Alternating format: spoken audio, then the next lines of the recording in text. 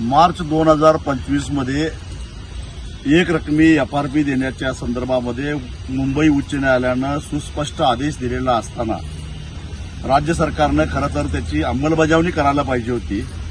परंतु जुलै महिन्यामध्ये राज्य सरकार सुप्रीम कोर्टामध्ये त्याला आव्हान याचिका दाखल करून स्थगिती मागितली। 29 ऑगस्टला सुनावणी झाली। त्यावेळी राज्य सरकारनं म्हणणं मांडायला वेळ मागितला। सुप्रीम कोर्टानं 8 ऑगस्ट त्यांना वेळ दिली।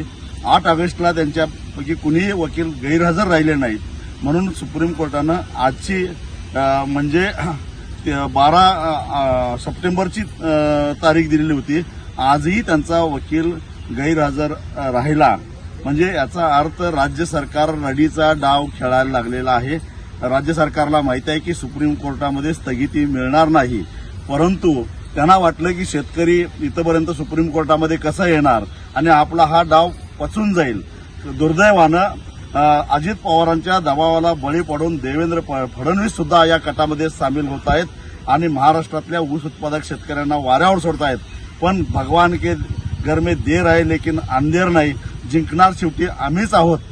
राज्य सरकारला अजित पवारांना देवेंद्र फडणवीसना गुडघा टेकायला लावून एक रकमी एफआरपी घेतल्याशिवाय आम्ही सोडणार नाही।